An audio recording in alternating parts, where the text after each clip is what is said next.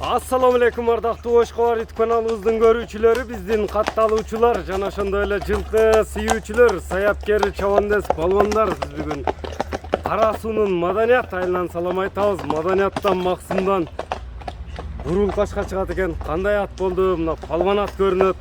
Маалыматына чогуу көп болобуз. Бизден алыстабаңыздар, атты байкаңыздар. Аттын чоңуну, күчтүүсүн издегендерге мына күчтүү ат чыкмакчы туугандар.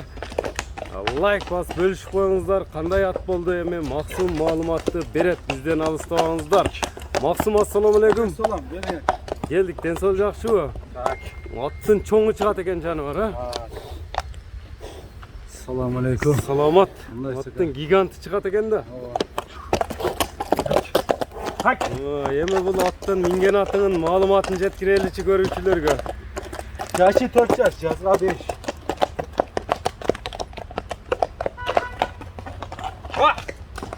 Да. Чоң атка жаныбар. Жал, буруу. Кайтарчы. От жеңил го мындай болгону менен, а Максым? Cengiz. Buyruğuna kız sürmeyip bak. Özü çekiyor. Токтотчу эми, ушундай токтотчу. Аттын бою чоң экен. Сиздин боюңуз канча чыгат? 75 kilo çalat, ben 70 bin ben. 75 көлчө болот. Жакыныраак барсаңыз эми. 75 көлчө болот экен да алган адам жаныбар. Bak alasa.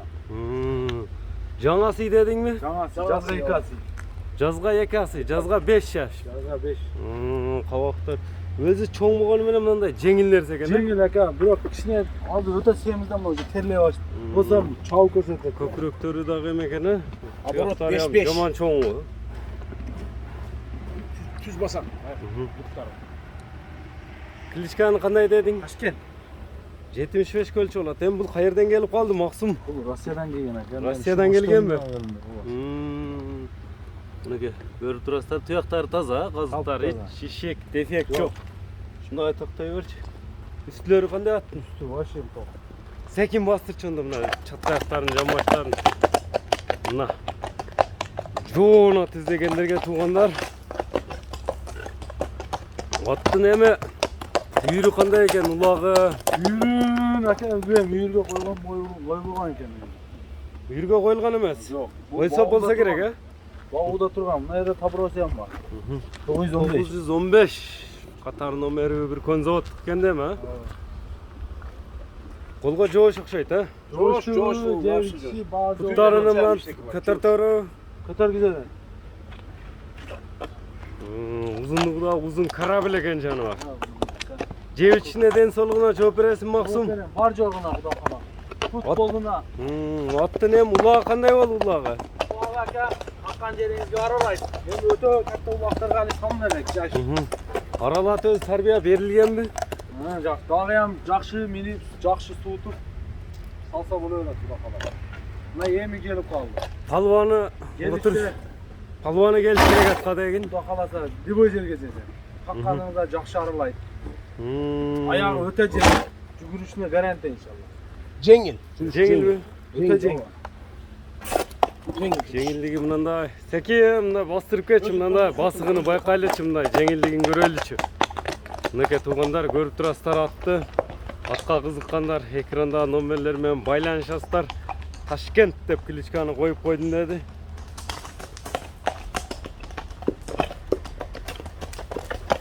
Касыр атып, булакка жакшы тарбияны берип үйрөтүш керек экен да.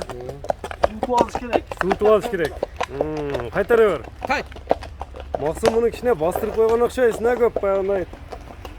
Оюндары эгин жайышы ham жакшы. Токтот эми, ушундай токтотчу Ташкентти. Максым, баасын айтчы Ташкенттин, баасы айтылабы? Сен айтпай койчу элең. Баасы $6.800. $6.800. Кеми бар? Кеми сүйлөшүүлөр болот, а? Ооба. Номерлериңи айтып өтсөң. 555 менен. +996 555 менен 09 29 11. 09 29 11 номери менен байланышасыздар.